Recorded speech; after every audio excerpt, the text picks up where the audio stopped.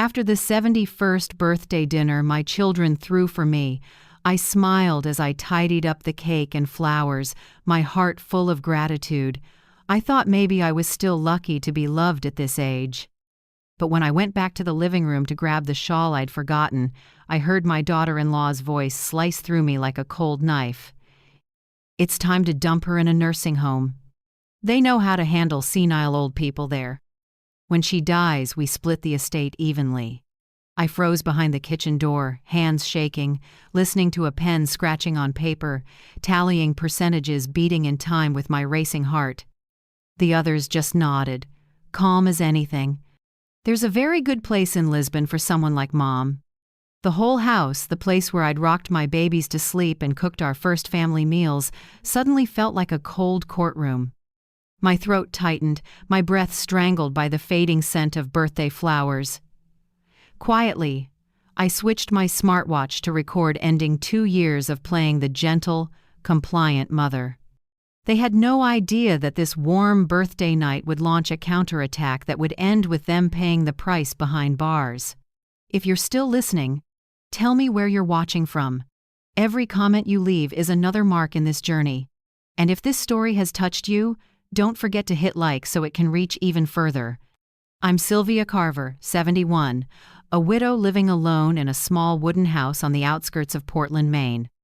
I taught English for more than 30 years and always believed family was the safest harbor in life. After my husband Richard passed, I poured all my love into our 2 children, Derek and Alana, and tried to treat my daughter-in-law and son-in-law like my own. I'm simple. I love my backyard garden, I bake apple pies, and I reread old novels at night. People see me as a gentle, fragile mother, living quietly in old age. What they don't know is that behind that softness is a seasoned woman, clear-headed and steady enough to make those who betrayed her pay. I stood in the dark a few more minutes, listening to the slick words coming from the very people I had birthed, raised, and protected all my life. Derek, my eldest, sounded like a stranger. "If Mom hesitates tomorrow, I'll have Dr. Nolan certify that she's no longer competent." Brittany let out a dry little laugh. "Good. The sooner the better. I already booked tickets to Lisbon. We just need the signatures." I looked at my trembling hands. They once shook from holding Derek when he burned with fever, from mending the sweater Alana wore to her first Christmas program. Now they shook from fearing those same children. I slipped away from the kitchen doorway, walking lightly so the floor wouldn't creak. Even the old wooden walls seemed to be holding their breath. In my small bedroom, I turned on the lamp and took out my worn notebook. It used to hold recipes and retirement plans. That night it became a ledger of sins. I wrote down every word I'd heard, afraid that by morning I might not believe they'd actually said it. Send Mom to Lisbon. Split the estate evenly. Medical power of attorney is done. I wrote as if each stroke of ink were a lifeline pulling me back from the edge. When the clock struck 12, I took a small USB from the desk drawer, plugged it into my smartwatch, and downloaded the recording. Every laugh, every word, every greedy breath, they were all captured. Derek thought I'd forgotten the safe code, but I created it. Quietly, I opened the safe in my room and checked. My wedding ring box, the house deed, and a handwritten letter from my late husband, Richard Carver, who left me 8 years ago. He once wrote, "If one day this house no longer feels like home, stay calm. The truth is always the ally of the decent." I smiled faintly. "Richard, I think it's time I used that." Near midnight, I heard a soft noise downstairs. I crept to the stairs, hid behind the wall, and saw Derek opening the secondary safe in the study, the one where I kept a few keepsake pieces of jewelry. Brittany stood guard, lighting the way with her phone. "Take it all. She won't need it tomorrow," Brittany whispered. I clenched my fists until my knuckles went white. I wasn't a mother to them anymore, just an obstacle between them and money. The next morning I pretended to wake late, eyes puffy like an insomniac old woman. Derek knocked on my door, voice airy. "Mom, Dr. Nolan will drop by for a checkup. Just routine."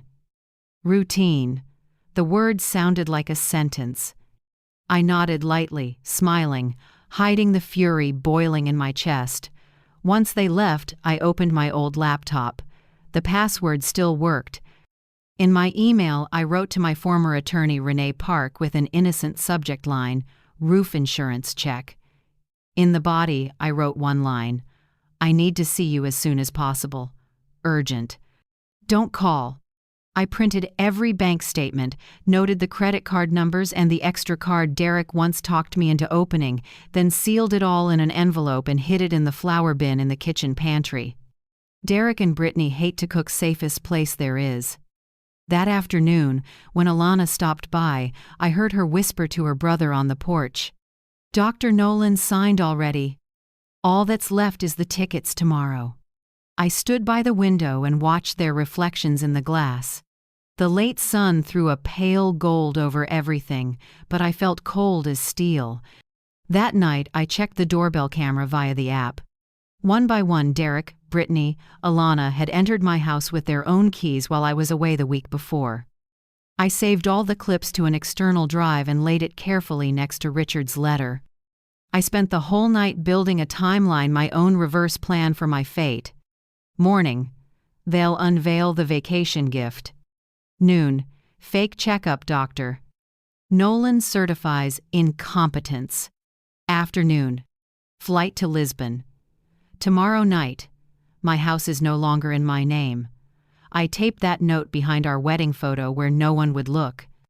At 2 a.m., I went to the living room. The birthday candles still smelled like burnt wax. Balloon scraps littered the floor. I looked around every corner, held a memory. Derek's first steps, Alana at the piano, Richard hanging our family photo, and now it was all about to be sold off like old junk. I opened the safe one last time. The wedding ring box was gone. Derek must have taken it. I wiped my prints from the surface with a damp cloth, then locked it. Inside were only Richard's letter and a few stock certificates. I took the letter, kissed the shaky handwriting, and hid it beneath a loose floorboard in my bedroom, a slit where I used to stash loose change years ago. Outside, wind hissed through the old oaks. I stood at the window, staring at the night sky. No tears left. Only a cold steadiness rising in me, the calm of someone who knows peace sometimes requires a fight. I went back to bed and pulled the blanket to my chest. My watch still blinked, the recording saved. I smiled, the smile of someone who knows the game has turned. Tomorrow they'll think they're sending their mother on a vacation, but really, it'll be the first day of their self-destruction, step by step. Every piece of evidence, every word from their own mouths will walk them to the defendant's table. I closed my eyes, breathed deep, letting the wind sink with my heartbeat. My 71st birthday didn't end with a wish, it ended with a vow. I, Sylvia Carver, will not let anyone bury me while I'm still breathing. The next morning I woke to soft sunlight through the floral curtains I'd sewn 10 years ago. Coffee drifted up from the kitchen, mingling with light laughter. From the outside, it could have passed for a warm family morning, dutiful children fussing over their aging mother. But I knew those laughs weren't for me. I walked downstairs slowly, keeping my face serene. Derek wore a crisp shirt, Brittany arranged flowers, and Alana sat on the sofa holding a glossy gold envelope. "Good morning, Mom," Alana chirped, her smile stretched too wide. "We have a special gift for you. We want you to have a real vacation." I glanced at the envelope. Residencia Santa Luzia. Lisbon was printed in bold across the front. I knew exactly what it was. "In Portugal?" I asked lightly. "Yes, Mom," Derek said, feigning excitement. "The climate is great for seniors. There's medical care and activities. All you have to do is sign." I looked at the brochure showing a white building with sunlit corridors. The tagline read, "Where old age finds peace." I almost laughed. Even the place they planned to lock me up knew how to lie sweetly. "You think I need to go?" I asked, keeping my voice gentle. Derek stepped closer, resting a caring hand on my shoulder. "Mom, you left the gas on last night. If Brittany hadn't noticed, the whole house could have gone up." I looked him straight in the eye. "Did I forget, or did someone turn it on first?" He blinked and looked away. Brittany slid in, voice as sweet as artificial sugar. "Don't misunderstand. We just care about you. You're not young anymore. They'll take care of you 24/7 over there better than staying in this old house. This old house," those 4 words cut like a blade. "This house is the result of a lifetime of work. Every teacher's paycheck I ever saved. It's memory, love, the legacy of me and Richard." In their mouths, it was just an old house. I set the brochure down and looked at all 3. "You've gone to a lot of trouble, but I'm still clear-minded enough to decide where I go." No one answered. Brittany's eyes flicked to Derek, like signaling the next move. Right then, Alana pulled a clipped stack of papers from her bag. "Mom," she said, "Dr. Nolan already signed. This is temporary guardianship, just to keep everything legal. Derek and I will handle things for you." Temporary guardianship, 4 words, and I could see the net already strung. I took the paper and scanned it. Under Dr. Nolan Pierce, the blue ink was fresh, dated yesterday right after my birthday party. I picked up the pen from the flower vase, pretending to hold it to the light to read better. Meanwhile, I memorized every detail: the font, the slant of the signature, the oval seal in the right corner. It would all be evidence. Handing it back, I kept a faint smile. Very thorough of Dr. Nolan. Amazing how quickly he remembered me. Alana exhaled, thinking I'd softened. But in my head, the gears of a plan had already started to turn. Brittany clapped softly. "Great, I'll help you pack. You don't need to worry about a thing." I followed her upstairs, keeping my mild expression. My room, once scented with lavender and old books, felt oddly bare as Brittany rifled through drawers. "Take this," she said, pointing at pajamas. "And these, leave them. They provide everything there." I watched her hands, fingers heavy with rings, lift the valuable items one by one: the vintage watch, the gold bracelet, the jewelry box. I pretended not to notice and asked, "What about those papers?" "What papers?" Her tone turned wary. I pointed to a desk drawer where I'd deliberately left a folder labeled Asset Authorization. Brittany opened it at once, eyes lighting up. Inside were old utility bills and bank flyers. She laughed and shook her head. "Why keep all this junk, Mom? I'm old. I keep it to remember," I said softly. Inside, I smiled. First trap sprung. Near noon, the doorbell rang. Derek called from the kitchen. "Dr. Nolan's here, Mom." I drew a long breath and went downstairs. Nolan Pierce, the doctor I'd trusted for more than a decade, stood in the living room with a black briefcase. He smiled politely. "Good to see you, Mrs. Carver. You look a bit tired today. Just a few quick questions." He took out a printed questionnaire. His voice was flat, mechanical. "What day of the week is it? Can you read your home address? Do you know who the current president is?" I answered clearly, steady and precise. He nodded vaguely, slashing his pen across the page, barely looking at me. When he went to sign the last page, I tilted my head and asked mildly, "Dr. Pierce, did you review my MRI from last year? The one you signed stating my memory is completely normal." His hand paused. Just a second, but enough for me to see a flicker of panic. I'll look into that," he stammered. "No rush," I smiled. "I just want to be sure you remember your longtime patients." Behind him, Brittany shot Derek a quick look. Both stayed silent. The exam ended fast in a stiff silence.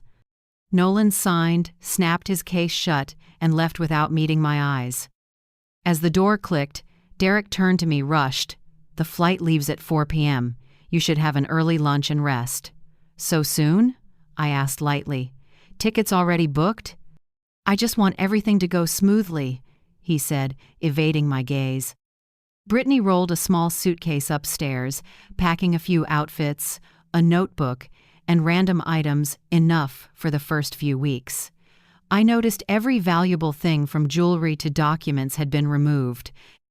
She zipped it closed and smiled wide, like a cut. "All set, Mom. They'll take great care of you. You just rest." I nodded. "I will rest, but not for long." When they left, the room went quiet. I sat on the bed, looking at the tiny suitcase, the sum of what they thought should be my remaining life. I laid my hand on the cold metal latch. Under the calm, I knew I wasn't a cornered old woman anymore. On the table, my smartwatch blinked the night's recording, already backed up to the cloud. I opened my laptop to check for Renee's reply. Nothing yet, but the signal was out. I stood, straightened the curtains, and looked at the backyard where I'd once taught the kids to plant sunflowers. The flowers still turned their faces to the light, as if they believed the sun always returns. I smiled faintly. Maybe I'm like them. In a few hours they'd think I was following the plan, but once that plane took off, I wouldn't be a forced passenger. I'd be ready for another journey, taking back justice with my own hands. The taxi had been waiting since 7 a.m. I heard the engine and smelled exhaust drifting through the window. Derek hauled the suitcase out first. Brittany did one last sweep of the house like a new owner. She paused at my wedding photo with Richard, tilted her head, and murmured to Derek, "We should sell this place soon, before prices dip." I gripped the stair rail so my hands wouldn't shake. Every slate step under my feet was Richard's handiwork. He laid each stone our first winter here. At the last step, I knew I was leaving not just a house, but 40 years of my life. "Let's go, Mom," Derek said softly, taking my elbow with polished tenderness. I smiled and nodded. No one knew that inside my sweater I'd sewn a small strip of fake hair hiding a slim USB with all their betrayals. As the car door shut, Brittany told the driver, "International Terminal, Gate 2. I looked out the window. The oaks in front swayed in the morning wind, leaves falling like a farewell. I fixed the image in my mind, not knowing if I'd ever see it again. The drive to the airport was 40 minutes, but it felt like a lifetime. Derek stayed quiet, checking his phone. Brittany kept instructing me, "Remember, Mom, someone from Santa Lucia will meet you. Your room is ready." I turned to her with a mild smile. "I know. You're very thorough." She missed the irony and nodded. "We just want the best care for you." At the airport, I was processed like a special assistance passenger. Derek held a thick folder labeled medical travel file and handed it to the passport agent, adding quietly, but clearly, "She's traveling for a health program. Everything's prepaid. Please help us get her on board safely." It sounded like I was fragile cargo. When they finished, Brittany leaned in and placed a hand on my shoulder. "I'll call you as soon as you land, okay?" I looked her in the eye and said softly, "I'll be sure to call you right when I need to." She smiled, not catching my meaning, and walked away. On the plane, I had a window seat. The sky outside was a heavy blue-gray curtain. I took a tissue from my bag and held it to my mouth like a habit, really to cover my hands as I loosened the fake hair strip and slid out the razor-thin USB. In the dim light, I labeled the audio files with a tiny pen. 1. 71st birthday night. 2. Guardianship plan. 3. Dr. Nolan. Each title was a blade I'd hidden up my sleeve. I put my phone in airplane mode, opened email, and drafted an unsent message titled, "If I Disappear." I attached the first recording and saved it as a draft. If someone grabbed my phone, they'd see nothing unusual, but the data would be safe in the cloud. As the plane climbed above the clouds, I looked down at Portland one last time. Small streets, mist-topped roofs, the Kennebec River catching the light shrinking like an old photo pulled away from my fingers. I laid a hand over my chest, my heart beat slow and steady. No more shaking. I wasn't afraid. I was waiting for the right moment to strike. 8 hours later, we landed in Lisbon in a soft golden afternoon. The air smelled of salt and ripe oranges, a scent I once loved in my younger years that now tightened my chest. At arrivals, a middle-aged man in white uniform held a sign with my name, Sylvia Carver Residencia Santa Luzia. I walked up with a polite smile. Mrs. Carver? I'm Luis, the center's coordinator. Happy to welcome you, he said, courteous and empty. I'm sure you are, I said dryly. A small silver car carried me from the airport, past cobblestone streets and balconies draped with purple flowers. If not for the circumstances, I might have loved this city. But to me, Lisbon wasn't a new land, it was a gilded cage. Residencia Santa Luzia sits on a low hill overlooking the Tagus River. The building is bright white, glass walls reflecting the late afternoon sun, the orange grove fragrant. Everything is designed to look like a luxury resort, but all I could see were invisible bars. The manager, a tall woman with curled hair and a professional smile, welcomed me in the main lobby. Welcome to Santa Luzia, where life begins again in peace, she said in fluent English. I answered softly, peace, huh? We'll see. She handed me my medical file and flipped through the pages as she read aloud. Mrs. Carver, 71. Diagnosis: mild cognitive impairment. Risk of wandering. Requires regular supervision. I closed my eyes and memorized every phrase. Mild cognitive impairment. Risk of wandering. That's the language that legalizes confinement. My room was number 207 on the second floor. The window faced the Tagus, where the sunset spread like honey on the water. Everything was clean: white bed, small table with a vase of oranges, beautiful to the point of empty. I opened my suitcase, just a few outfits, a notebook and an old coat. No family photos, no wedding ring, no letters from Richard. You have a roommate, the manager said, pointing to the opposite bed. An elderly woman with silver hair was embroidering a handkerchief. She looked up, smiling kindly. I'm Donna Teresa, 82. You just arrived? Yes, I said. They told me this is a wonderful place to rest. She gave a small smile, eyes sad. You get used to it. Everyone says that when they come. I nodded, but all I felt inside was a long stretch of cold. That evening they brought my first meal: pumpkin soup, bread, and a small pill on the tray. I asked, "What is this?" "Pill?" The nurse smiled. "Just a multivitamin. Helps you sleep." I didn't take it. I slipped the pill into my pocket and wrote in my notebook, "Evening pill, unknown contents." When night fell, the river's waves mixed with the light wind outside the window. I sat at the table and switched on the small lamp. Warm light spread across a blank page. I opened my notebook and wrote the first line, Day 1 Lisbon.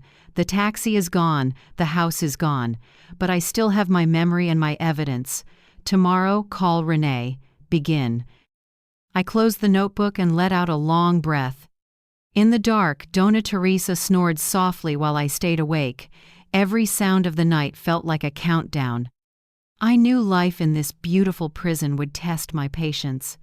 I also knew that in every overbright corner of Santa Luzia, I would find a way out. I lay back on the bed and stared at the stark white ceiling. The smell of cleaner mixed with a sharp orange scent. I closed my eyes, but I didn't pray for sleep. I just repeated 3 words like a quiet vow. Remember, wait, strike back. Tomorrow morning, when the sun comes through the window of room 207, I'll start the next chapter not with tears, but with a first phone call. The fight to reclaim my dignity had started, and this time I'm the one holding the keys. The next morning, Lisbon's sunlight slanted through the window of room 207, lighting the white curtain as if nothing were sad here, but I knew light doesn't erase the feeling of being locked in. I ate breakfast in silence, the oatmeal already cold, the multivitamin warming in my palm with my body heat. I quietly tossed it down the bathroom drain, then opened my notebook and drew a line. Day 2. No pills. Around 10 a.m., I went to the nurse's station and offered a gentle smile. I'd like to make a video call to my granddaughter. She misses me. The young nurse, named Sophia, answered softly, "Of course, Mrs. Carver. The computer's in the common room, I'll turn it on." The old computer sat in the corner, silver-framed monitor, keys worn smooth. When Sophia stepped away, I opened the browser and typed the email address, only Renee Park, and I knew. My heart pounded so hard I could hear it. I typed fast, no accents, no greeting. "Renee, I'm safe. At Santa Luzia, Lisbon. They lied about my condition. Need urgent help. S." I hit send, then pretended to open Zoom to complete the act of calling my granddaughter. Not even 10 minutes later, a new mail chime sounded. I opened the inbox, and when the subject line popped up, my breath stopped. From Renee Park, subject, urgent reply. "Where exactly are you?" "Derek just brought your death certificate to the bank to withdraw all assets. They say you passed away in Lisbon." They didn't just want the house and the money, they wanted to wipe me from the legal record, as if I'd never been their mother. Have you ever seen a loved one treated cruelly just because they were old? Share how that felt in the comments, so voices like this aren't forgotten. I went numb. My fingers fell from the keyboard. The characters on the screen blurred. So they weren't only removing me from my home, they were erasing me from legal life. They buried me on paper. It took me nearly 5 minutes to breathe normally again. Once steady, I opened a reply and typed slowly, one word at a time. "Renee, listen closely. Temporary guardianship signed by Dr. Nolan Pierce, dated the day after my birthday. Sent to Lisbon was forced. Derek and Alana hold my passport. Brittany took assets. I have recordings. Freeze everything now. Sylvia." In less than 10 minutes, her response arrived. "You need to sign an emergency power of attorney so I can file for a protective order and freeze the accounts. I'll send an international form valid between the U.S. and Portugal with consular verification instructions." I printed on the center's machine. They didn't notice, signed all 3 copies, then asked Sophia to scan and send to my daughter in the U.S., really sending them straight to Renee. Renee replied right after, "Step 1 done. I've filed the freeze request. I'm sending in a colleague in Lisbon, attorney Miguel Duarte, to support you. Be cautious. Don't trust anyone there." I closed the computer, my heart still racing. In that moment, I knew I'd just reclaimed the most important thing, the right to exist on paper. At noon, the facility manager came into my room wearing a stiff smile. "Mrs. Carver, I need to verify your file. There are a few items to add." She opened her case and pulled out a thick stack of papers. I glanced over it. Passport copy, medical records, admission form, treatment consent. All bore my signature, but not written by me. I feigned confusion. "I've signed so many forms, I don't remember. May I take another look?" She hesitated a few seconds, then nodded. I flipped page by page, eyes noting every detail, stamps, dates, and especially the line that read, "Mrs. Carver has moderate cognitive decline."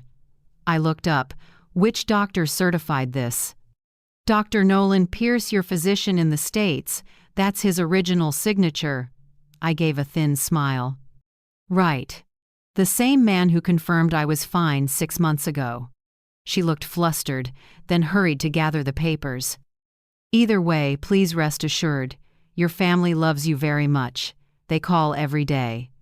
I tilted my head. "Do they? Then why haven't I heard them?" They said you need quiet." I smiled, the kind of smile you give when you know you're being lied to but pretend to believe it. When she left, I took out my phone, quietly switched on the recorder, and captured the entire meeting. Every sentence, every rustle of paper, any of it could be evidence. Near dusk, while I was walking in the garden, an older caregiver who seemed honest leaned close and whispered in halting English, "Your family told us, be careful because you are very confused. They said you already sold your house, so we shouldn't let you contact the U.S." I stood still, looking up at rows of ripe oranges releasing their scent. So this was the perfect plan. Lock me abroad, fake the medical file, then erase me from U.S. records. I gave a sad smile and told him, "Thank you, but I remember everything, every number, every word they said." He looked surprised, nodded, and quietly walked away. Back in my room, I photographed the entire Santa Lucia file, especially the page with the official seal, and sent it to Renee. I compared it with the copy Derek had sent the bank from the photo I'd taken at home before leaving. The two seals were completely different, one real, one fake. I knew once Renee had them, she'd have enough to file suit. That night I sat by the window, the Tagus breeze cool on my face, orange scent mixing with the bland smell of disinfectant. I opened my phone and started combing through social media, a habit I thought I'd dropped. Brittany Carver came up first. Her profile was full of photos, a new handbag, a fancy dinner, the caption, "Finally free." I curled a smile. Free, huh? She won't feel that way for long. Scrolling down, I found Alana's post. A photo of white lilies with the words, "Today, my mother left this world peacefully. Rest in peace, Mom." Dozens of people offered condolences in the comments. Someone wrote, "She was a wonderful mother." Reading those words chilled me. They had truly killed me, not with knives, but with words, with signatures, with a fake seal. I closed the phone and looked in the mirror. I didn't see a weak woman, I saw a face fully awake. I whispered to my reflection, "You want to bury me alive? Fine, I'll be the ghost that won't let you sleep." Lisbon's night was unusually quiet. Only the wall clock ticked each second. I opened my notebook and wrote, "Day 3 Portugal. Renee got the email. Miguel Duarte will come. Derek declared me dead. Alana cried online. Brittany spent money. They think they've won. They forgot. I'm alive." And I remember. I folded the notebook, set down my pen, and looked out the window. Moonlight glittered on the Tagus. "Richard," I whispered, "I promise you, the children you raised will face justice, not with rage but with truth." I turned off the light. In the dark, I felt calmer than ever. I wasn't a prisoner anymore. I was someone hiding in the enemy's stronghold, waiting for the right moment to strike. When the clock hit midnight, I closed my eyes and smiled. Tomorrow, I'd meet Miguel Duarte. And then the curtain of lies my children built would start to tear piece by piece. The next morning, I was told I had a visitor. When I walked to the lobby, I saw a steady-looking middle-aged man in a light gray suit holding a black briefcase. He introduced himself in gently accented English. "Mrs. Carver? I'm Miguel Duarte, associate of attorney Renee Park. I'm here to support you legally." He showed a bar card from the Lisbon Bar Association. Everything looked proper and professional. I shook his hand, feeling a firm, warm steadiness, the exact thing I needed. "Renee filled me in," he said as we sat at a small table in the lounge. "I need to verify some data before we move to freeze the accounts. Here, you have the right to request access to your own medical and financial files, including admission records." I nodded. "I'll do everything. They used the law to bury me. Now I'll use the law to bring me back." Miguel smiled and opened his laptop. "Exactly." He walked me step by step into the patient portal, a tool I never thought I'd need. From there, we downloaded all admission charges, billing, and the medical proxy form Derek sent to Santa Lucia. Everything looked tidy, except for one detail that chilled me: my electronic signature. I zoomed in. Sylvia R. Carver appeared clear. The slant familiar, but it wasn't mine. I write with a slight left slant. This one tilted right. Neat to the point of mechanical. Miguel pointed gently. IP address of the signer 198.62.4.177. Ring any bells? I shook my head. He continued, "It's registered in Maine, right in Portland, and the address matches Derek Carver's home." A cold line ran down my spine. I looked up, my voice hoarse. So he signed for me. Exactly. Under federal rules, that's electronic identity fraud. Very serious. Miguel immediately sent the data to Renee. In under an hour, I got her reply, "I've filed an emergency motion to freeze all co-owned accounts. Banks in Maine and Boston have been notified. Derek can't pull another dollar. I've also requested a freeze on his secondary cards, including the medical credit card opened under your name." I read that line again and again, like breathing after days of suffocation. But that was only the beginning. Miguel slid his chair closer and opened another file. "Do you know this company?" On screen, Blue Ledge Ventures LLC, registered in Delaware. Owner, Derek Carver. Chief accountant, Connor Reeves, Alana's husband. I curled a smile. "A shell company." Miguel nodded. "Exactly. Started 8 months ago. I just found 3 transfers from your accounts totaling more than $480,000 flowing into this company within 2 weeks before you died on paper." I went quiet. The hurt was gone. Only a spreading cold remained. "They really did their math," I said slowly. Miguel clicked through screenshots from social media. Derek at a handover ceremony for a new boat, arm around Brittany. The caption, "Grateful for a fresh start." Another, Brittany trying on a diamond ring in a Boston store, smiling bright enough to blind. And Alana, my daughter, posting, her gleaming marble kitchen, finally finished a little dream. I looked at the images. Not angry anymore, just empty. Motherhood's supposed to be unbreakable, reduced to assets, shares, and balances. I folded my hands and said quietly, "Save everything. All of it. Every photo, every word." Miguel nodded and stored it all on an encrypted drive. He asked, "Anything else we should add?" I answered, "I have recordings, photos, and doorbell camera data from my house. We need to stitch them together. Prove they didn't just take money, they orchestrated the whole thing." That afternoon we worked for more than 3 hours. Miguel linked each chain of evidence: the birthday night recording, the forged signatures, Derek's home IP, and the medical expense payments. He called it a sealed chain of proof. "When this chain is tight enough," he said, "no lawyer will be able to save them." I nodded, feeling a bit lighter. For the first time since leaving Portland, I didn't feel alone. 2 days later, Miguel returned with news.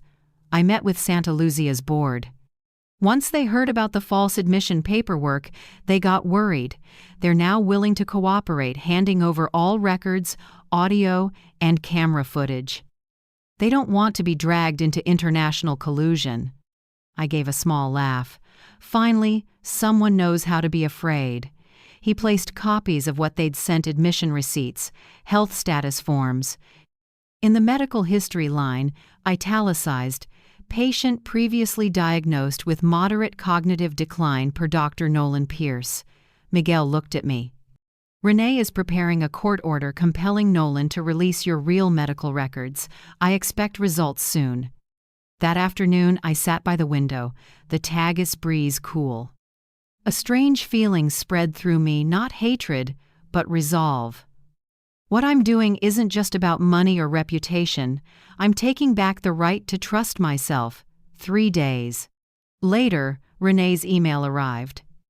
"Sylvia, we obtained Nolan's records. It's all clear. 6 months ago, he signed normal cognition. But the version Derek submitted says moderate decline. Signature date exactly matches the day Brittany booked the Lisbon tickets." In other words, they coordinated it, and Nolan knew. I read slowly, my temple pulsing. Everything fell into place. Brittany booked flights. Nolan signed a fake diagnosis. Derek moved money into a shell company. Alana announced a peaceful passing. A perfect chain if I were actually dead. Miguel looked at me, voice firm. You're not a victim now. You're the plaintiff. We have enough evidence. We just need time to finish the filings before we go public. I stared out at the Lisbon sunset on the river. The light stretched like a ribbon of melted gold. In that moment I thought of Richard, the man who taught me that every wrong leaves a trace if you're patient enough to follow it. Now I had all the traces. I closed the notebook and added one last line for the day. Day 8, Santa Lucia forged signature found. IP. Derek's house. Accounts frozen. LLC. Blue Ledge Ventures exposed. Nolan Pierce, complicit. The game has turned. When I finished, I put down the pen and lifted my head to the sunset. The breeze carried a hint of orange blossom, and I felt an odd calm. I don't need violence for revenge. I just need the truth to do its job, and it's doing it very well. That night before bed, I opened an old Christmas photo of our whole family. I looked at each of my children's faces and said quietly, "You chose money over your mother, but I choose justice over tears." Then I turned off the light and let darkness cover the room. In the silence, I could hear my heartbeat, no longer afraid, steady and firm, like someone becoming herself again. On my 9th morning at Santa Lucia, a knock sounded just as I was finishing my journal line.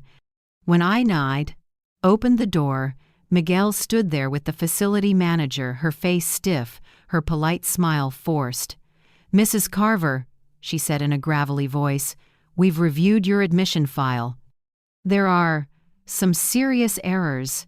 Arms folded, Miguel answered calmly. "Legal errors, to be precise. I've notified the consulate and Portugal's Ministry of Health. If the center doesn't want a criminal investigation, the best option is to let Mrs. Carver leave immediately." I watched the manager's face drain pale. After a few seconds of silence, she nodded. "Of course, we'll issue discharge papers at once. Reason: admission based on inaccurate information." 3 hours later, I received the official document, the red seal still wet. I set it on the table and looked at it for a long time, as if it were my first ticket to freedom after months of confinement. While I packed, my roommate, Dona Teresa, stood in the doorway, eyes wet. She held my hand, her voice trembling. "Do what we didn't dare. Seek justice for those buried alive here." I hugged her tightly. "I promise. And when this is over, I'll send you a card to prove we still have a voice." My suitcase was light, a few clothes, a notebook, and the USB stitched deep inside my sweater pocket. Miguel walked me to the car. Santa Lucia shrank in the rearview mirror, white walls, blazing orange groves. I knew I'd never forget that sweet scent, the smell of freedom laced with bitterness. The U.S. consulate in Lisbon sits on a leafy street, the American flag rippling in the noon sun. Stepping through the gate felt like walking back into the part of my life that had been cut off.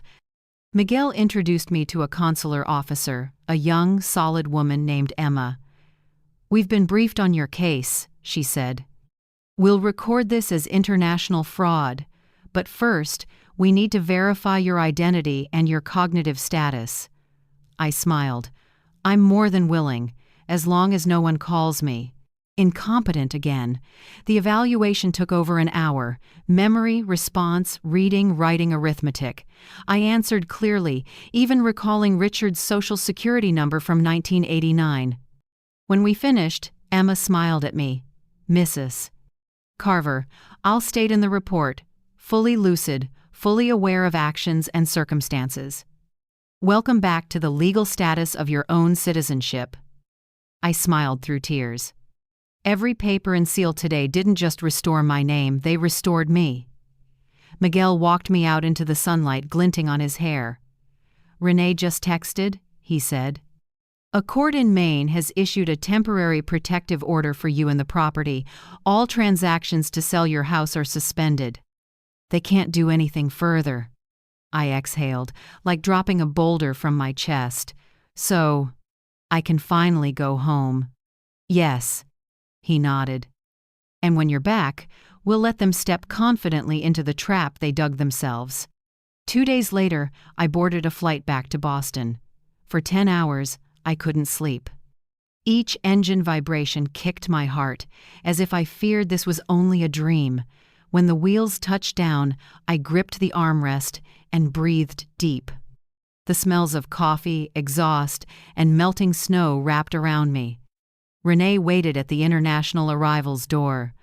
Without a word, she hugged me hard. Warmth spread through me, pushing out the months of strangeness. "We did it," she whispered, "and don't worry, I haven't told them you're alive." The quieter we are, the harder your punch. We left the airport in her black SUV. Boston lay under mist, buildings reflecting a pale green glow. I watched familiar signs and streets, the ones that had carried me to school and brought me home at dusk. "What's next?" I asked. Renee opened a thick file and smiled. "The bait plan. I've sent formal invitations to Derek, Brittany, Alana, and Connor Reeves, your son-in-law. Reason: a final. Supplemental inheritance closing at the notary office. They believe they're getting the rest of your estate." I nodded, lips pressed. "And I'll be the surprise gift at that meeting." Renee nodded, eyes sharp. "I've prepped hidden cameras, recorders, and a faux packet titled Irregularities in the Estate. We just need to tug at their greed. Once they speak for themselves, there's no walking it back." That night at a small hotel by the Charles, I looked in the mirror.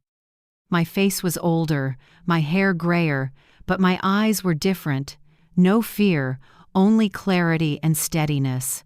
I took scissors and cut my hair to my neck. Silver strands fell to the floor, light as old burdens. The next morning, I stopped at a glasses shop near the hotel and switched to round frames. I looked a few years younger. The clerk said, "You look much more energetic." I smiled. "Thanks. I'm about to see my family, after a fake funeral." Renee arrived with a new packet and a heavy silver gray coat. "Wear this," she said. "When you step into the room, the light will catch and they'll freeze." I nodded, took it, and asked, "Do you think I'll shake?" "You might," she said honestly. "So here's a trick. Breathing practice. Facing them, inhale through your nose for 4 counts. Hold for 2. Exhale through your mouth for 6. Keep your heart rate under 80. Don't let them see you angry. You don't have to shout to win." That evening, I paced the room, walking slow and steady like someone relearning how to step into life. I pictured the notary door opening, 4 faces lifting eyes going dead when the dead woman walked in. Before bed, I wrote a letter, my hand shaky but firm. "Dear Richard, I'm about to do what would make you proud. Not revenge, but restoring the truth. If someday I don't get to say this, I've forgiven them, but I haven't forgotten. Forgetting lets lies live on. When this is done, I'll burn this letter." I folded it and set it beside the small notebook that had traveled with me the whole way. Outside, snow began to fall, whitening the street. I watched from the window, my breath fogging the glass. Tomorrow I won't be the woman forgotten in Lisbon. Tomorrow I'll return to my real name, Sylvia Carver, and the story they thought was over is just beginning. The notary office was on the 8th floor of a glass building in downtown Boston. Winter light slanted through the windows and bounced off the polished floor. Every detail was set: long table with a gray cloth, a hidden camera in a planter, 2 tiny recorders under the tabletop. The air was cold, still, and seemed to be holding its breath for the storm. Renee ran one last check, then looked at me. "You sure?" I drew a long breath, keeping the rhythm she'd taught me. "I'm sure. Time to show them the person they thought they buried doesn't die so easily." "Then let me start," she said, straightening her collar and stepping out. Leaving me to wait in the next room, thin door cracked just enough to see everything. Exactly 10 a.m. They arrived. Derek led, black suit, tight face, sly eyes dulled by lack of sleep. Brittany followed in a deep red dress, lipstick darker than usual, laughing with Alana and Connor as if this were a celebration. "I told you, just the last formality," Derek said loudly, full of confidence. "Renee said it's just a few signatures." "Thank God," Brittany replied. "I'm sick of lawyers reading every page." Alana, my daughter, nodded, but her eyes showed nerves. Connor, my son-in-law, held a folder, more awkward than all of them. Renee stood, wearing her professional smile. "Welcome. I'm glad you're all here. Today, as in the invite, we'll do a final review of the supplemental estate of Sylvia Carver." They sat. Chair legs scraped the floor with an ugly squeal. Renee opened her folder, voice light but firm. "Before we sign, we need to clear up a few inconsistencies in the legal file. First, the death certificate." She set a copy on the table, turning it toward them. "This is the version submitted by Mr. Derek Carver to Portland Trust Bank, dated April 16th. However," she placed another page with a fresh red seal, "this is the official confirmation from Residencia Santa Luzia, Lisbon, Mrs. Sylvia Carver was discharged on March 24th, fully lucid, and signed in her own hand." The room froze. Derek went rigid, face as pale as the paper. Brittany leaned toward the confirmation, voice cracking. "This must be administrative confusion. In Europe, their paperwork is messy." Renee raised an eyebrow, still calm. "Administrative confusion? I thought so too until I checked the digital registry. There's also video of Mrs. Carver signing her discharge." Alana covered her mouth. Connor stared down, avoiding everyone's eyes. Derek leaned forward, forcing steadiness into his voice. "Regardless, my mother, she was very weak. The center could have made a mistake." Renee nodded slightly, as if she'd been waiting for that. She clicked a remote, and the screen behind her lit up. On it was a social post. Brittany Carver in a white dress, smiling in a fancy restaurant, with a caption, "New Freedom, New Beginning." "This," Renee said slowly, "was posted March 25th, the exact day Mrs. Carver was taken to Lisbon." "Care to explain?" Brittany's throat closed. Her fist clenched, a chip flaking from her nail polish. "It was just a joke. A joke about freedom the day your mother-in-law died on paper?" Renee's smile turned cold. "Hilarious." Connor tried to interject, flustered. "I think we should stick to the inheritance process."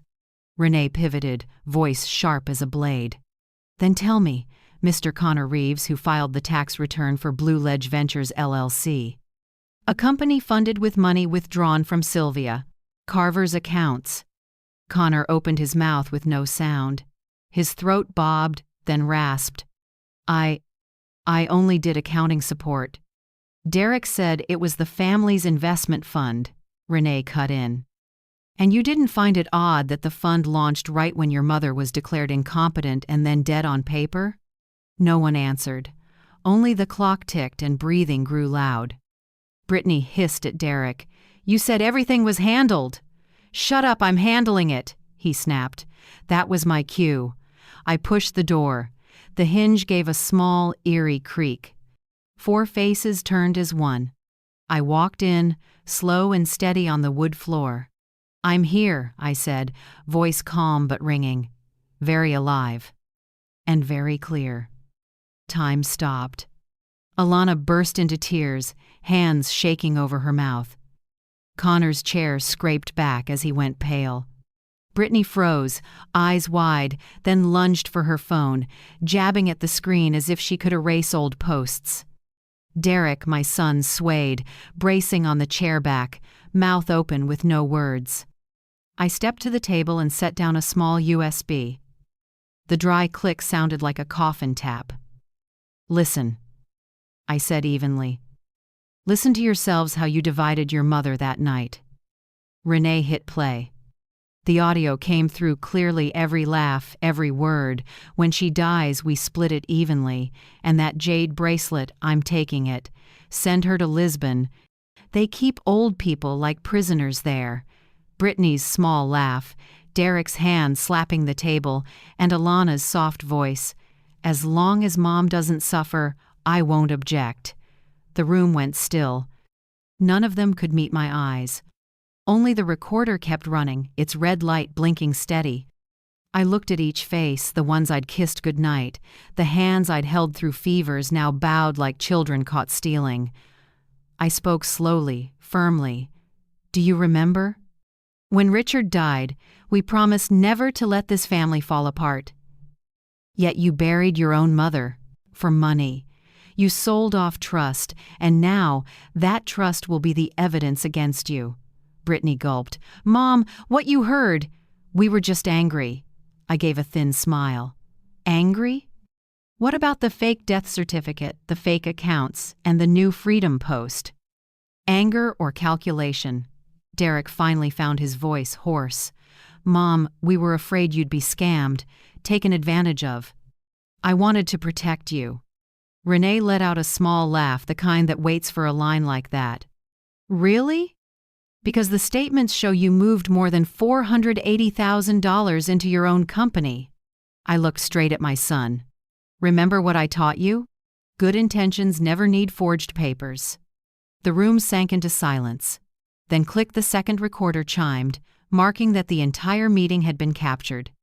Renee stood, slid the USB into a sealed envelope. Thank you. We're done.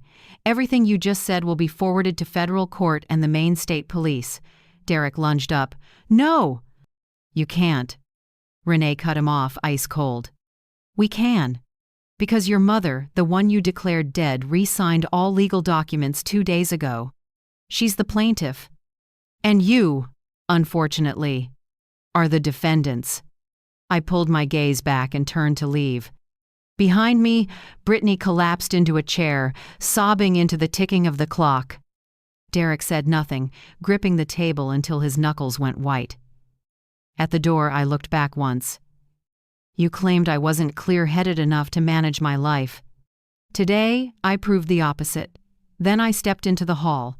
The door closed behind me, sealing in the smell of failure and guilt. Outside, winter light flooded everything.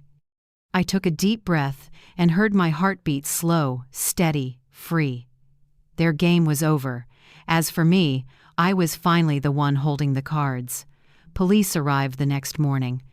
3 black cars stopped in front of the notary building, lights flickering, softly on the glass. Inside the conference room, the air felt dense, like there wasn't enough oxygen. 4 of them sat in a row. Derek, Brittany, Alana, and Connor, each with a different look, but all with the same thing underneath. Fear, badly hidden under fake calm. Renee sat across from them, stacking documents neatly. I sat beside her, quiet, hands on the table's edge. In front of us, 2 officers and a representative from the Maine Attorney General's office watched. The formal confrontation began. Renee started by playing the recording they thought they'd erased yesterday. Brittany's voice came first, thin, sharp. Sell the house, fast. If we wait, her papers expire, and we'll have to redo everything. Derek's voice cut in. I've done the math. 60% from the house, 20% from savings, 20% from company shares. We split it, and no one says a word. Then Alana, shaky but clear, as long as the guardianship has Dr. Pierce's signature, everything's legal. The words rang in the dead quiet room. I didn't look at them. I stared at the screen. Each sentence was a blade now driven back into the mouths that formed them. When the audio stopped, Renee said gently, "That was the first excerpt. Now, the financial evidence." She opened the second set. Bank statements, rows of numbers, transfers into Blue Ledge Ventures LLC. $480,000 moved from Mrs. Carver's accounts while she was under treatment. Here's the boat deposit for Derek, Brittany's diamond receipt, and bank login IP history from the Portland address. Sweat beaded on Derek's lip. I don't know about that. Could be a system error. Renee slid one more page over. What about this internal email? From Connor Reeves. Subject: Need to mask the transfers, code them as medical costs. Connor went chalk white, head down. I just followed instructions. Derek said it was temporary. Renee didn't answer. She signaled an officer to note it. I watched their faces crumple, one by one the children I raised and taught manners, now ducking their mother's eyes like midday thieves. Suddenly, Derek shoved back his chair and dropped to his knees in front of me. "Mom, we were wrong. We were scared you'd be alone, scared something would happen without us there. So we tried to control things." I looked at my son once, a source of pride, now a hollow ache. "Afraid I'd be alone," I repeated, voice tight. "So you killed me on paper? Forged medical records? Declared me incompetent? Then split the money? That's your version of love?" He broke down, but I had no tears left to share. Brittany cut in, hissing through her teeth. "I just did what my husband said. He said it was for your benefit." Renee gave a small smile and picked up a tablet, pressing play. Brittany in a living room, wineglass in hand, telling friends, "Finally no more toxic mother-in-law. I feel like a boulder's been lifted." The laughter in the video echoed around the room, harsh and cold. Brittany shot to her feet, face blazing. "It was a joke! I didn't know anyone recorded it." "The security camera in your home did," Renee said. "And it was uploaded 24 hours before Mrs. Carver passed away." The room fell silent again. Only the sound of wind slipping through the door crack, the smell of fresh ink, and the tang of nervous sweat remained. Alana, my daughter, spoke through a tremor. "Mom, I didn't do anything. I was just worried about the kids. If this blows up, they'll be affected. You love your grandkids, right?" I looked at her, my chest tightened, but my voice stayed even. "Which grandmother did you make them mourn, Alana? Their real grandma, or the shadow you created to legitimize your filings?" Alana burst into sobs, but I didn't move closer. Those tears were no longer apologies, just fear as the walls of calm, lies collapsed. Renee opened the medical file and set out 2 versions, one original, one fake. "Here is Dr. Nolan Pierce's signature on the real report diagnosis. Normal cognition. And here is the fake one Derek submitted. Moderate decline. If you compare the signatures, you'll notice something interesting." She placed the pages side by side. Even a person who couldn't read would see it. The handwriting was identical right down to the final ink dot. Renee only smiled. He used the same pen, the same handwriting, the same typo from last month's prescription. A sloppy doctor, a foolish scheme, and enough to put all 4 of you in prison. Derek clenched his fists, snapped. "What do you want from us?" Renee stayed calm. "Not me, Mrs. Carver." I looked at my son, lowered my voice, each word dropping heavy. "I want one thing, truth and justice." Right then, Renee's phone buzzed. She glanced at the screen, then nodded to the officer. "The freeze orders are now in effect. Every account, asset, and company tied to you is locked. The police are ready to take statements." Brittany shot to her feet, screamed, "No! I have small children!" "I can't," the officer replied evenly. "You'll be allowed to call an attorney." The air thickened. I sat still, watching each of them grasp at flimsy excuses. Alana collapsed into her chair, face in her hands. Derek fell quiet, eyes drifting. Renee turned to me and murmured, "You can choose. We can push full criminal charges, or you can set civil conditions if you want to leave a way back." I thought for a moment. Then I spoke clearly. "I'll choose the lighter path if they accept 3 conditions." She nodded, signaling the prosecutor to record them. I continued. 1. Repay every dollar taken. 2. A public apology in court and to the media, admitting wrongdoing. 3. Mandatory therapy for at least 6 months to learn what remorse means. The room went dead still. Derek looked around, then shouted like a plea. "No! You want to humiliate us?" I answered softly, but each word cut through the air. "No. I want you to face yourselves." "That's what I taught you, and you forgot." Brittany stood, voice choked. "We won't apologize publicly." Do whatever you want, sue us. I held her gaze for a long second, then nodded slowly. Fine. Then I'll see you in court. Renee gathered the files and signed the minutes. The police began escorting them out one by one to take separate statements. As Derek passed me, he stopped, eyes full of desperation. Mom, if you do this, I lose everything. I looked at him, offered a small, aching smile. You chose to lose me first, Derek. This is just the consequence. The door closed.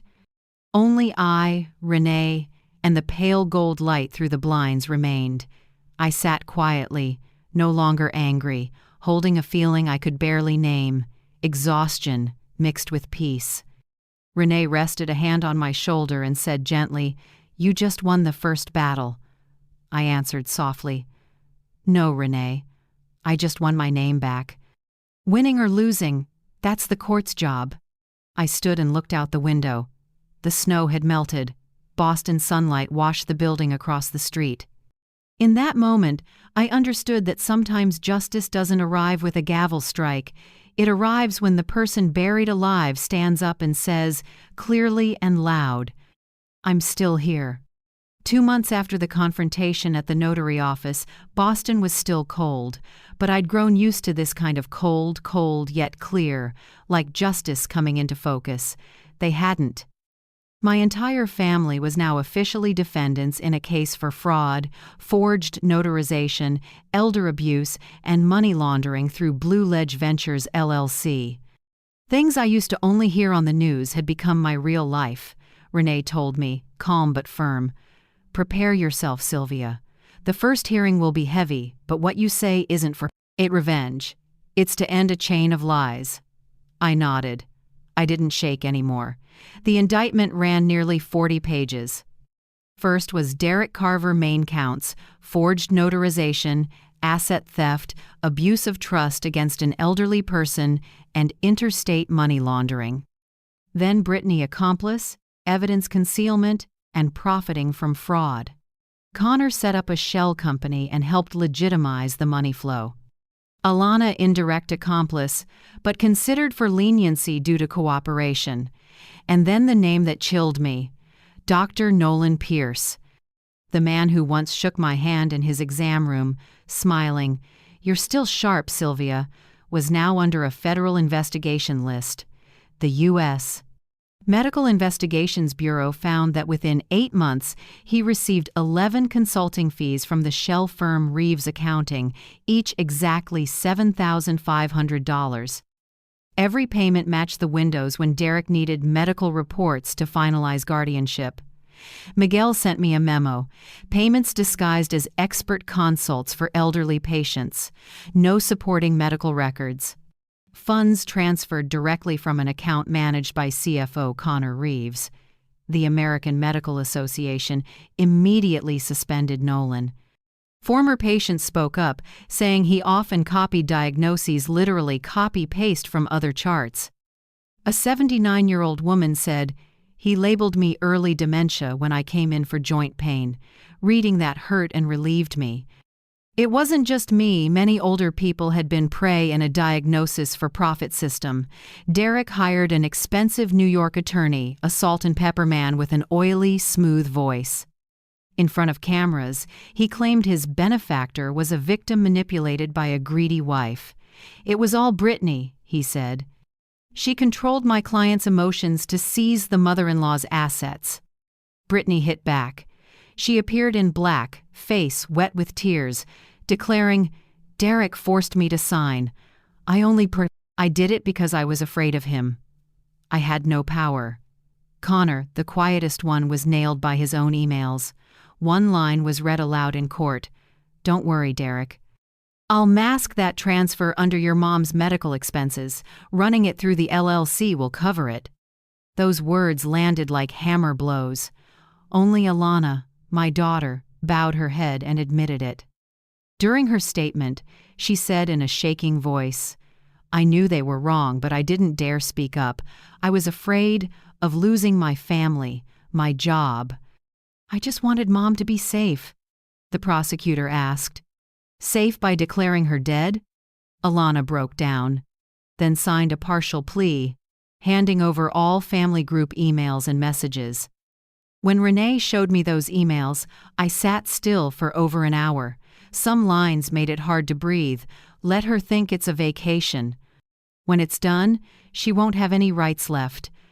Sell the house fast before she changes her mind. Each word was a nail driven into me. Still, I signed to submit them to the court. Renee and Miguel worked non-stop. They compiled everything I had: journals, recordings, photos, and Richard's letter where he wrote, "All of this was built by Sylvia. I only added a little." The house and savings are the result of 40 years of her work. That letter in my husband's hand became a key legal anchor. Proof the assets were my separate property, not communal property my children could claim. The court granted temporary restitution and restraining orders. None of the defendants could contact me or come within a mile of me or my home. I walked back into my house, the old door creaked its familiar note, and for the first time in months, I felt true peace. A week later, Renee sent me the iCloud extraction from Derek's phone. There was an 18-minute video from our home camera the night I was taken on vacation. They stood in the living room, pulling drawers to inventory. Brittany said plainly, "I'm taking this bracelet. Sell the watch." Derek replied, "Write it all down so there's no questions. She won't remember anyway." They all laughed. Renee looked at me, voice low. "This is evidence of intent to misappropriate assets. There's nothing left to argue." I nodded gently, said nothing. What I felt wasn't anger, just a heavy sadness at how ambition can make people foolish. As for Nolan Pierce, the man in the white coat behind the paper trying to bury me, there was no exit left. The FBI found, beyond the 11 payments of $7,500, 2 larger ones routed through Blue Ledge Ventures marked consultation, legal coordination, Miguel explained. "That's how they laundered it," Nolan signs, "fake medical records. Connor pays under consulting. The medical board launched formal discipline. Dozens of patients filed complaints." On the evening news, cameras caught Nolan leaving court, white coat folded over his arm, eyes to the ground. I wanted to close that chapter, but justice doesn't let you soften too soon. Renee filed supplemental charges, falsifying medical records and conspiracy to defraud an elderly person. Nolan became a separate defendant in a second branch of the case. On the first day of trial, I walked in with my short silver hair and the gray coat Renee told me to keep because you look stronger in it. Across the aisle, Derek stared at me with empty eyes. Alana kept her head down. Brittany wouldn't look up. Connor stayed quiet. When the judge asked, "Mrs. Sylvia Carver, are you healthy and lucid enough to testify today?" I smiled and spoke clearly, each word etched in the air. "Your Honor, I'm 71 years old. My memory still serves, my eyes can still read, and my heart still knows pain. I'm lucid enough to love and clear-sighted enough to know when I've been betrayed." The courtroom went still. I told my story, no tears, no theatrics, just facts, day by day, act by act. I spoke about the birthday night, the pen-scratching percentages, the flight to Lisbon, and the moment I heard my own children say, "Split the assets when she dies." No one interrupted. Even the defense had nothing left to argue. When I finished, the judge said only one line. "To those who claimed Mrs. Carver was incompetent, you've just heard and seen the opposite." I turned to Renee. She squeezed my hand and whispered, "The strongest blow isn't revenge, Sylvia. It's standing steady before those who tried to crush you." I nodded. I knew justice had a way to go, but the hardest part I had already walked. The rest would be theirs, the ones who thought money could buy the truth. The morning snow fell lightly, white dusting the courthouse steps like winter's mourning cloth. But inside me it was a morning of light, no more pain, only clarity. More than a year after that fateful birthday, I entered court for the last time, not as the ward, but as the plaintiff who reclaimed her name. The gallery hushed as the judge read the verdict. His voice was low and firm. Defendant Derek Carver fraud, forged notarization, elder abuse, and interstate money laundering, 8 years in prison. Brittany Carver accomplice to fraud, aiding and concealing illegal assets, 6 years in prison. Connor Reeves accomplice to money laundering, establishing a shell company, falsifying tax reports, 5 years in prison, and barred from accounting for 10 years. Alana Reeves, indirect accomplice, cooperated with the investigation, suspended sentence of 3 years and 1,200 hours of community service at a Maine nursing home. I heard each number like dry knocks against the walls of memory. No joy, just the sense that fairness had finally been named. Then the judge continued. Dr. Nolan Pierce for falsifying medical records and conspiring to defraud an elderly person, permanent loss of medical license, suspended sentence of 2 years and civil penalties of $350,000. He is also ordered to issue a public apology. Reporters swarmed as court adjourned, wanting the face of the mother who survived her own death certificate. I said only one short sentence. Justice isn't for revenge, it's to remind us that trust isn't for sale. A week later, the court ordered restitution and civil damages. Derek's boat was liquidated, Brittany's diamond ring auctioned, and Blue Ledge Ventures assets seized. Everything converted to money, more than $3.6 million, including principal, interest, and emotional damages for me. When Renee handed me the check in an envelope, she smiled. "You didn't just get the money back, Sylvia. You got yourself back." I looked at the check, but felt only quiet.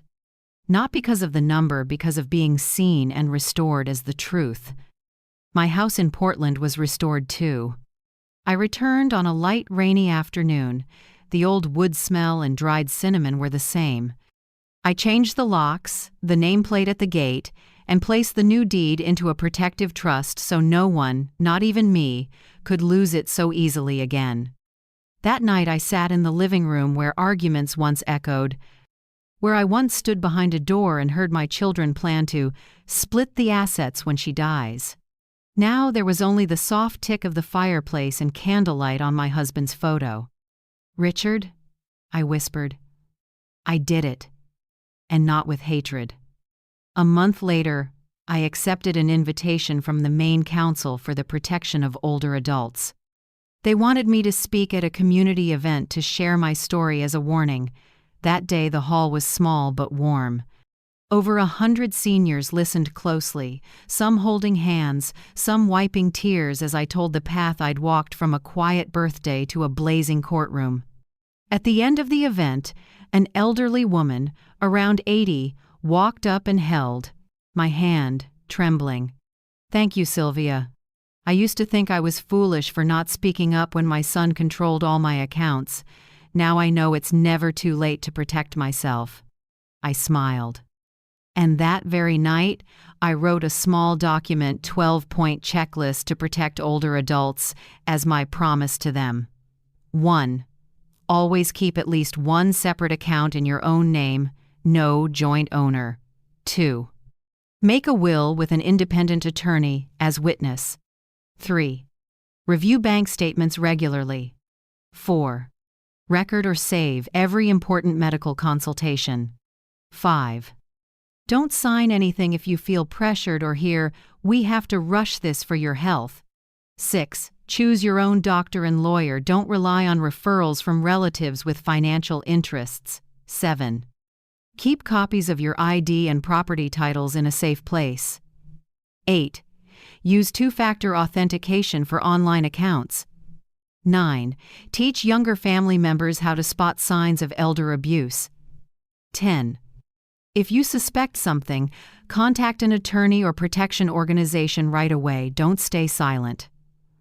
11. Keep a financial journal and a log of medical visits. 12. And last, never think you're too old to say no. I hand out that checklist for free at community meetings, and every time I see an older man or woman accept it with a smile, I feel my heart heal a little more. At the end of spring, I wrote another letter to my grandkids. I know they bear no blame for the adult's tragedy. I love you, but love has to live with truth. When you grow up, remember that wealth isn't in a safe, it lives in gratitude and honesty. Never let greed cloud your eyes. I sent that letter with an old family photo, the only one still intact. That summer, I spent a day returning to Lisbon, but this time not as someone taken away in silence, rather as a free traveler. I visited Dona Teresa at Santa Luzia. She hugged me, tears running down. "You did it, Sylvia. You made us believe justice is real again." I smiled and handed her a small radio and a bouquet of fresh orange blossoms. "So you can hear the world out there and believe someone is listening." We sat on the balcony looking over the Tagus, sunlight gilding the water. For the first time, Lisbon was truly beautiful to me, not a prison but the end of fear. Back in Maine that night, I opened a drawer and found the letter I'd written the night before, the inheritance signing, the one to Richard I had never burned. I read it again and smiled. The words in it had come true. I took the letter out to the back porch, set it in a ceramic bowl, and lit it. Flames rose, eating each line, casting warm light over my aging hands. I whispered, "It's time to let the past burn out." I watched until only ash was left, then closed the door. Night wind slipped through the window frame carrying the scent of peace. Now I am no longer someone deceived, abandoned, or treated as a burden. I am Sylvia Carver, the woman who stood up from her own funeral and walked out with 2 hands full of trust again. I sat down and wrote the final line in my journal. Justice doesn't make us young again, but it lets us hold our heads high. And sometimes, that alone is a kind of miracle. After the trial and the months rebuilding my life, I knew there was one last thing to do, not to close a chapter, but to open another path for people like me. One autumn morning, with dew still on the grass out back, I called Renee. "Do you remember the first time I asked for your help?" I said, my voice lighter. Renee laughed on the other end. "How could I forget? Do you want to revise some filings?" I answered, "No, Renee. I want to write a new will." That afternoon we sat at the wooden table in my living room. I read each line slowly, my voice firm like an oath. All current assets, including real property, savings, insurance, and damages with interest, will go to the Sylvia Carver Fund, a non-profit supporting older adults who are abused by relatives, isolated, or stripped of autonomy. Renee looked up, admiration in her eyes. "Are you sure? That's enough for you to live comfortably the rest of your life." I smiled gently. "I have enough. But so many are still trapped in homes that are anything but. If this money can open a door for them, that's the real asset." In that will, I left each child $1 a token, not to punish, but to acknowledge they are my blood while making clear they no longer hold power in the name of love. I included a short handwritten note for each. "My dear children, I don't harbor hatred, but I can't pretend to forget. Real love must carry responsibility and honesty. One day, when you're brave enough to look back, understand that what I leave you isn't money, but a lesson in consequences." Renee nodded softly after reading. "You know, Sylvia, those letters may change them more than any sentence." I only smiled. "I don't pin my hopes on awakenings, but I trust time, the fairest judge we have." Beyond the Sylvia Carver Fund, I set up a memorial scholarship in my late husband's name, the Richard Carver Memorial Scholarship for nursing students focusing on geriatrics. He used to say, "I told Renee that caring for older adults teaches you kindness." If someone enters this field out of love, I want them to know a woman named Sylvia Carver believed in them. When all the paperwork was done, I chose to leave the big house and start a smaller, quieter chapter. I bought a little home facing Casco Bay, just 2 bedrooms and a sunny balcony. I planted 2 cherry trees out front, one for me, one for Richard, and adopted a gray cat I named Harbor because he arrived on a windy day and curled up by the porch like he wanted to be someone's safe harbor. My new routine is simple and full. Morning, I wake at 6 a.m. and paddle a kayak along the bay in the mist. Midday, I read or write for elder advocacy groups. Afternoon, I practice.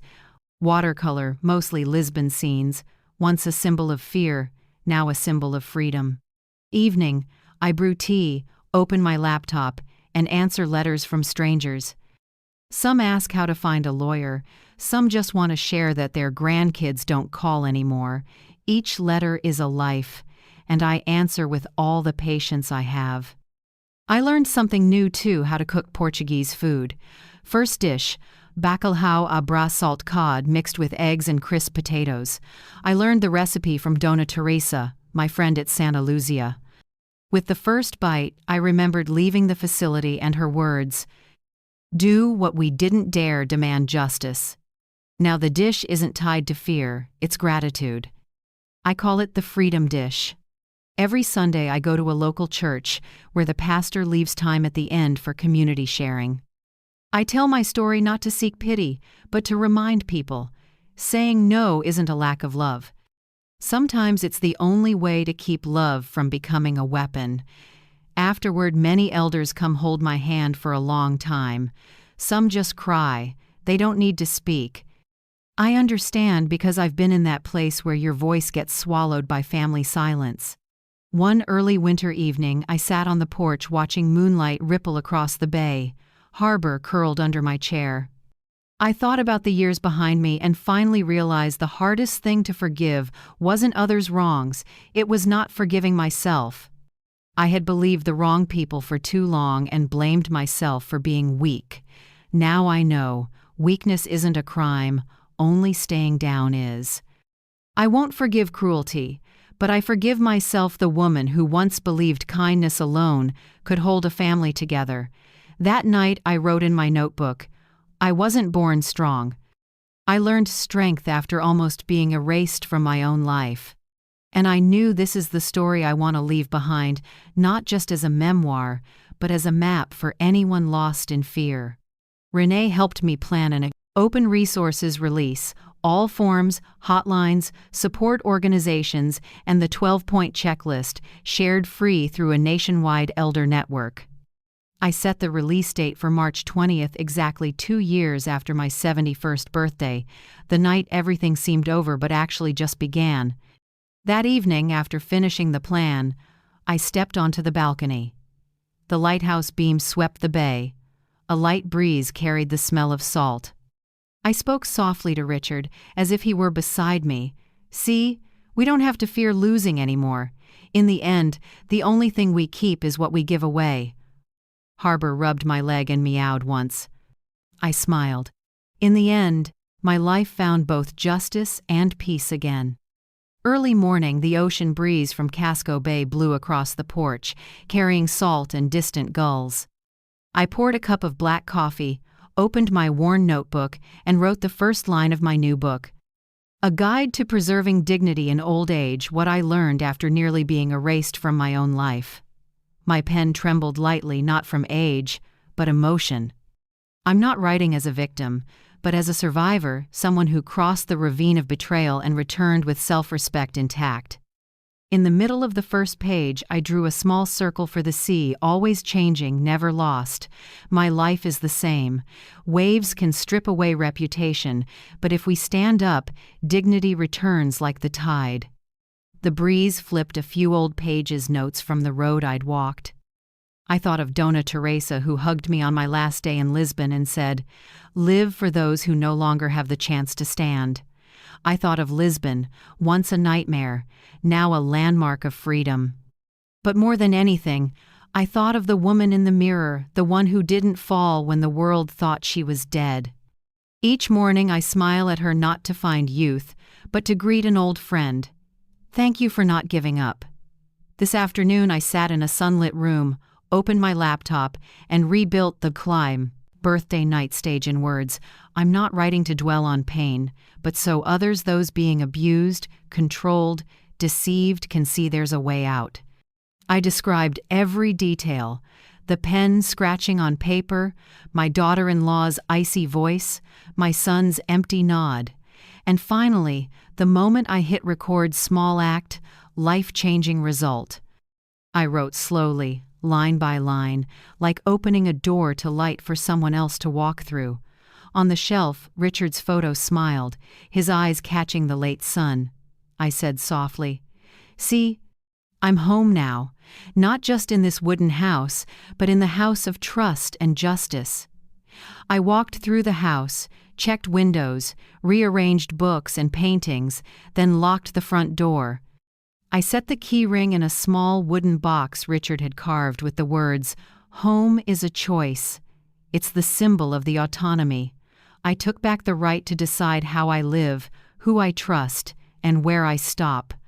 In the afternoon, I opened my laptop. My inbox filled with messages from everywhere. A woman in Texas weighing whether to remove her son from a joint account. A man in Florida saying my story gave him the courage to call the police after years of threats. I read them all and answered each one in the voice I once needed myself. Gentle but firm. Every line is a life. I realize strangers can understand me better than the family who betrayed me.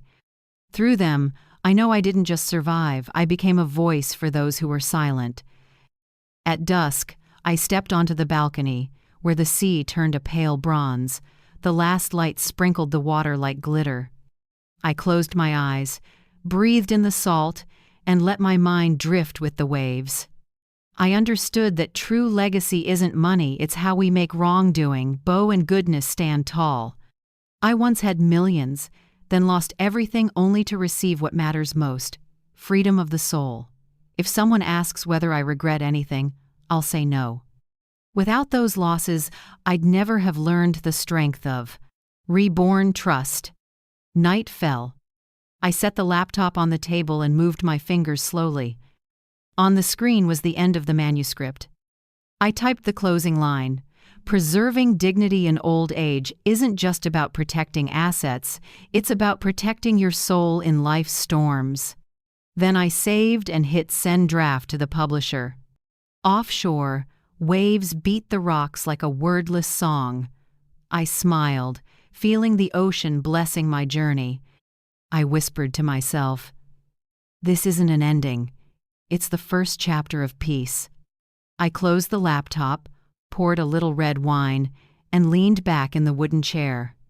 The sea breeze lifted my silver hair, and Harbor, my small cat, slept at my feet. Everything was quiet, just enough to hear my heartbeat. Slow, steady, at peace. I looked up at the night sky, no clouds, only the moon and thousands of stars. Somewhere out there, someone is hearing this story, maybe a mother, a grandfather, or someone just learning how not to fall. And if they are, I want to say this: you're not alone. Even if you've been deceived, forgotten, or treated as a burden, you still deserve respect, trust, and love. If this story touched your heart, tell me where you're listening from. Every comment you leave is like a small light on a map, showing older people out there, those who feel lonely, hurt, or overlooked, that they are not walking alone. I want to thank you for staying to the very end, for listening to a woman who was pushed into the dark and chose to stand up anyway. A like, a comment, or a subscription won't just help this video travel, it will help other silent voices be found. If today this story made you cry, smile, or simply sit in quiet thought, then I believe that somewhere kindness still lives, and together we're keeping it alive.